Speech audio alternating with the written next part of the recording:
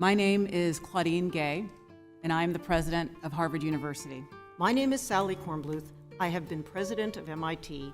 My name is Elizabeth McGill, and I am the president of the University of Pennsylvania. 这是关于哈佛、宾大和麻省理工校内排犹主义泛滥问题所召开的听证会的第2集。我将引用2段视频来描述犹太学生面对的真实困境。第一个是在听证会开始阶段公放的一段视频，其中主要剪辑了这3所大学的学生组织的排犹主义游行，他们都是以支持巴勒斯坦的名义进行，但本质则是对犹太人和以色列国的仇恨。在我做的将近10期节目里曾反复提及 Intifada 和 From River to the Sea 都是恐怖主义口号，但却在学生团体中普遍公然使用。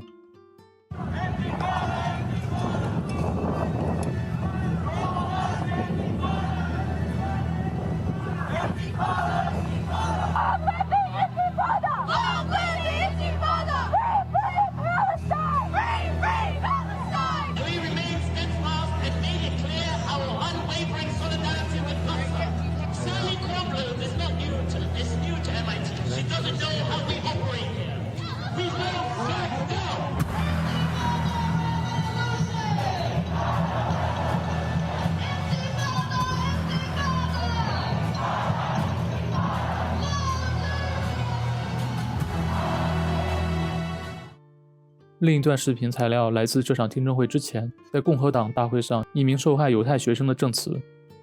3位校长坚持的反犹主义只是言论而无实际行动的说法不攻自破，对犹太学生的骚扰、威胁、迫害，甚至是肢体上的伤害都真实存在于校园内。 My name is Bella Ingber. I am a junior at NYU, and I'm going to try to answer the following question for you from my personal experiences. What is it like to be a Jew at NYU? Being a Jew at NYU is walking to class and passing torn and defaced posters of innocent hostages with the words occupier and murderer written across their faces. It is going to Bobst Library to study and being interrupted by unauthorized protests where students and faculty call for a globalized intifada revolution, an incitement to violence against Jews everywhere, and a call for the annihilation of the Jewish state and my friends and family who live there. Being a Jew at NYU is being surrounded by students and faculty who support the murder and kidnapping of Jews because, after all, as they say, resistance is justified when people are occupied. It is being surrounded by social justice warriors and self-proclaimed feminists whose calls for justice end abruptly when the rape victims are Jews. Being a Jew at NYU has meant being physically assaulted in NYU's library by a fellow student while I was wearing an American-Israeli flag and having my attacker still roam freely throughout the campus. Being a Jew at NYU is experiencing how diversity, equity, and inclusion is not a value that NYU extends to its Jewish students. Since October 7th, the unmistakable anti-Semitism that I've experienced on campus is reminiscent of the Jew hatred I've heard about from my grandparents, Holocaust survivors, who experienced firsthand the deafening silence of their neighbors in Poland and Germany when the Nazis first rose to power. As anti-Semitic rhetoric and actions became more and more acceptable, their communities' shops were looted, their synagogues defaced, and finally, their families were taken away and perished in concentration camps. Today, in 2023, at NYU, I hear calls to gas the Jews, and I am told that Hitler was right. To the NYU administration, you are not free to selectively enforce your own rules. You are not free to refuse your Jewish students the same protections that you extend to others. NYU has adopted the International Holocaust Remembrance Association's definition of anti-Semitism, which recognizes that calls to harm Jews in the name of radical ideology, calls to eradicate Israel, to deny the Jewish people their right to self-determination in their ancestral homeland is anti-Semitism that is punishable under NYU's Code of Conduct. 这期视频关注的是听证会的结构和流程，以及几个必须事先明确的要点，涉及与听证会相关的事实和正确看待这场听证会的角度和态度。首先，听证会并不是单项质询会，虽然3位校长被要求回答众议院议员所提出的问题，但他们也可以通过听证会表达自己的想法，并为自己和学校进行辩护。辩护的方法有许多种，比如在3人所处的证人席中还坐着一位女士，她的名字叫 Pamela Nadel，他是研究犹太人历史的专家，著有《反犹太主义：美国传统》和《美国犹太妇女从殖民时代到今天的历史》。就像法庭上的专家证人一样，原告和被告都可以向专家提问，以获得对己方有利的证词。不过对于这场听证会，纳代尔直接坐在证人席上，这就表明他出席的主要目的就是尽量帮助3位校长分担压力，一定程度的开脱责任。不过他无法通过直接与3位校长的交流来实现此目的，这就需要另一群人的助攻。在提问的议员中，有一些与3位校长及其所在学校持有相同价值观和意识形态的人。他们发言的特征，除了以装模作样的恭敬地感谢3位校长为保护犹太学生和言论自由所做的努力作为开场白之外，更重要的是要主动寻求这位犹太史专家的专业意见，将探讨校园内排犹主义盛行的原因这个话题转移到其他问题上，将现实中面对的真实的实践性问题转化为理论性问题。例如，他们会有意识地强调排犹主义的历史由来已久，并将问题尽量不只局限于校园，而扩展到全社会。尤其强化人们回忆川普执政时期发生过的一次由极右翼群体制造的排犹主义事件，虽然那只是一次没有造成实质性伤害的个案，与这次波及全社会全校园的集体行为毫无可比性。这样做可以把矛头转向所谓的极右翼，试图将人们的注意力引回到传统框架内，即排犹主义的主力是极右翼，从而忽略关于这次排犹主义浪潮的一个重要事实，它的主要推动者是美国左派中的激进主义者。This is the third time I have testified about this topic before Congress. The first was in 2017, just 3 months after white supremacists chanting "Jews will not replace us" paraded through the University of Virginia, brandishing torchlights, echoing Nazi stormtroopers strutting through Germany in the 1930s. I emphasize this because the anti-Semitism igniting on campuses today is not new. It is part of a long history of American anti-Semitism. While anti-Semitism is difficult to define, historical examples convey some of its contours. Anti-Semites believe that Jews have been corrupted by money since Judas betrayed Jesus for 30 pieces of silver, and they've employed code names for avaricious Jews: Shylock, Rothschild, and in the 21st century, George Soros. 纳代尔的这段发言只是简述了美国排犹主义的历史，着重强化了美国极右翼反犹主义的原因，但对现如今校园内爆发的排犹主义并未做出任何分析，只是象征性的谴责，并表达国家层面应给予更多帮助。也是通过他的陈述，我们得知美国即将推出反对恐伊斯兰政的国家策略。然而恐伊斯兰政正是这次校方对排犹主义采取纵容和绥靖的借口。这个词是一个伪概念，因为恐伊斯兰政既不是一个全社会的普遍现象，而且伊斯兰教徒也并非弱势群体。这个问题我将在下一集中更多讨论。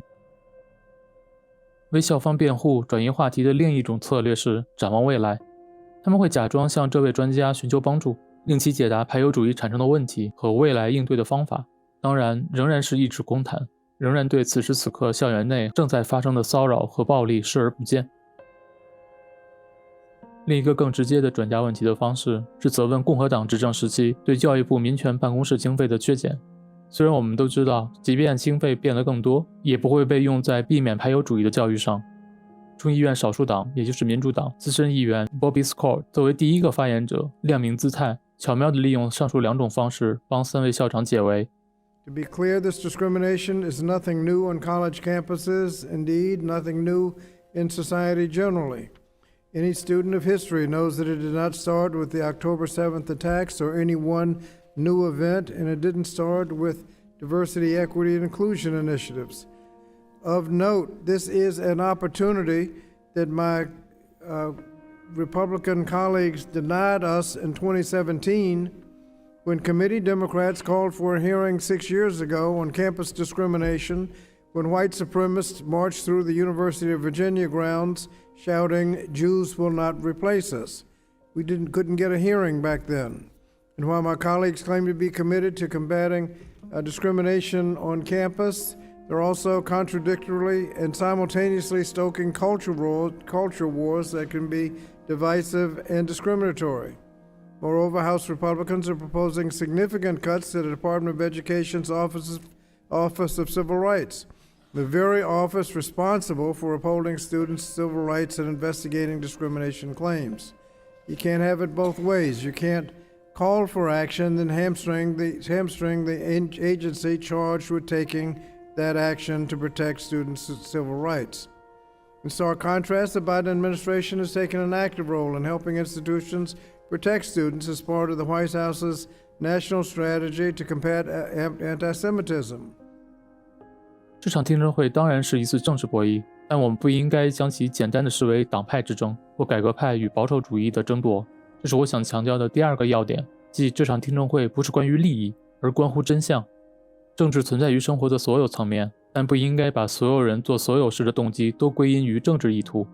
这样狭隘的利益说以偏概全，本身就更有利于崇尚对立的意识形态的传播。因此我非常欣赏 Norcross 议员在其发言中明确指出了这一点。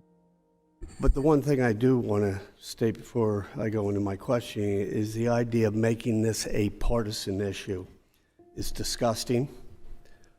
This issue has nothing to do with being on a red or a blue team. This is an American issue in terms of what we're facing on our campuses and shouldn't be taken under the light of a partisan issue. 另一位议员 Mr. Warburg 在看待这场听证会乃至这次校园派犹主义浪潮的正确态度表达得更为清晰。Some words in your opening statement where you said cure for anti-Semitism is knowledge. I would go where angels fear to tread and suggest that it might be better going back to the original motto idea for Harvard, which was Veritas, truth. That the cure for anti-Semitism is not simply knowledge. It's truth. Knowledge puffs up. Knowledge sometimes is based upon falsehoods. I think that's what we're facing right now in the climate on campuses, is that we're missing the fact of truth and allowing, under the guise of free speech, knowledge that isn't true to be exhibited in actions as well. 展开听证会的质询环节之前，最重要的步骤之一是校准对基本事实的承认。听证会由 Fox 博士主持，并致以开篇陈词，然后几位校长和专家证人分别有5分钟的自我陈述时间。Fox 博士在听取这些陈述后和正式启动质询之前，向3位校长提出了一个基础认知的问题。So I want to ask each one of you, President Gay, do you believe that Israel has a right to exist as a Jewish nation? I agree that the state of Israel has the right to exist. Ms. McGill, same question. I agree, Chairwoman Fox, the state of Israel has the right to exist. Dr. Kornbluth. Absolutely. Israel has the right to exist. 对于3位校长来说，这样的表态是十分重要的，直接且坚定的答案也是议员们想要听到的。然而在听证会进行当中，有几位议员也用简单提问的方式，试图让校长们对基本事实做出承认，但在许多问题上，他们表现得非常犹豫，躲躲闪闪，只愿给予模棱两可的回答，玩起文字游戏。我把对3位校长表现得最强硬、提问方式最具逼迫性的 Stefanik 议员留到下一集。这集让我们先回顾一下 Kiley 议员精彩的连续发问。I'm going to ask you a few questions, and I'd really appreciate a yes or no answer if you could. Do you believe Hamas is a terrorist organization? Hamas is a terrorist organization. Senator Schumer, in a speech a few days ago, characterized October 7th as a vicious, blood-curdling, premeditated massacre of innocent men, women, children, and elderly. Do you agree with that characterization?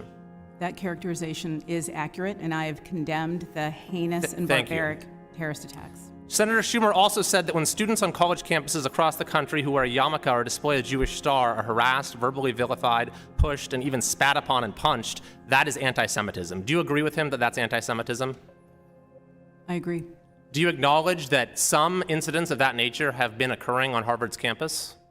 I have been talking with students over the last couple of months, and they have shared searing testimony about some of the things that they have experienced. And I'm glad you've made that outreach. But if you were talking to a prospective student's family, a Jewish student's family, right now, could you look them in the eye and tell them that their son or daughter would be safe and feel safe and welcome on your campus? We are absolutely committed to student safety. And Yes, to but I making didn't sure ask that every- question about your commitment. I said, could you look them in the eye right now, the family of a prospective Jewish student, and assure them that their son or daughter would feel safe and welcome on your campus? We are taking every step to ensure their physical and their psychological safety. So yes or no to And my I stand question, though. by Did you that. want to answer it? I I guess have not. answered your question. 当校长们对基本事实做出公开明确的承认，更有利于揭露他们在实际操作层面的疏忽，其实是一种在偏见下的选择。也就是说，要么他们对哈马斯是恐怖组织的承认言不由衷，要么他们在现实中对支持哈马斯暴行的口号熟视无睹，是故意的纵容。凯利议员这一连串的提问已切中要害，至于其他更为精准的提问，我也放在下一集再继续分析。总之，对基本事实的澄清是非常重要的。一方面，只有对事实和概念有共同的认识，才有可能进行探讨和辩论。另一方面，这次排犹主义的主要特征之一就是否认主义的盛行。在上一期视频中，我选取了几段对支持巴勒斯坦的大学生的采访，他们普遍对10月7日哈马斯对以色列的恐怖袭击持怀疑甚至否定的态度。也就是说，他们要么根本不了解哈马斯这次行动的过程和残暴程度，要么干脆否认新闻媒体披露的事实。而听证会的与会者们必须先排除这种无知和愚昧，必须抵制这种否认主义。这场听证会的核心便是基于这些事实，责问校方为何没能保护犹太裔和以色列籍学生的人身安全。Fox 博士想要努力唤醒校长们的良知，不要把这场听证会变成进行狡辩、逃避责任的修辞学大会，而是要勇敢地承担职责，真诚地为学生们负责。We've heard from many students that they do not feel safe. You've talked about that in your statements. But the anti-Semitism we've seen on your campuses didn't come out of nowhere. There are cultures at your institutions that foster it because you have faculty and students who hate Jews, hate Israel, and are comfortable apologizing for terror. How did your campuses get this way? What is it about the way that you hire faculty and approve curriculum that's allowing your campuses to be infected by this intellectual and moral rot? 最后，我想用 Fox 博士的总结发言来结束这期视频，也为下一期做一点铺垫。Fox 博士再次重申，校园内的排犹主义爆发和蔓延是一个道德问题，校方不应该只停留在摆动法律条文的修辞学上。当仇恨犹太人成为一种时尚大秀时，学校的管理者应该从道德感出发，采取实际行动，及时制止排犹主义行为。Presidents Gay, McGill, and Kornbluth, you have real and important practical challenges. These are real students sitting here, and they need to be protected. But you also have a moral challenge. It is fashionable among too many members of your campus communities to hate Jews. It is ideological acceptable. As you do the practical work of protecting your campus, you must also do the rhetorical work of changing hearts and minds. That's your job as a campus president. That means being willing to risk your job to speak truth clearly, consistently, and unapologetically, even when the Jew haters turn their hate to you. We'll now be watching, and I genuinely hope, for the sake of our nation, you will rise to meet the challenge.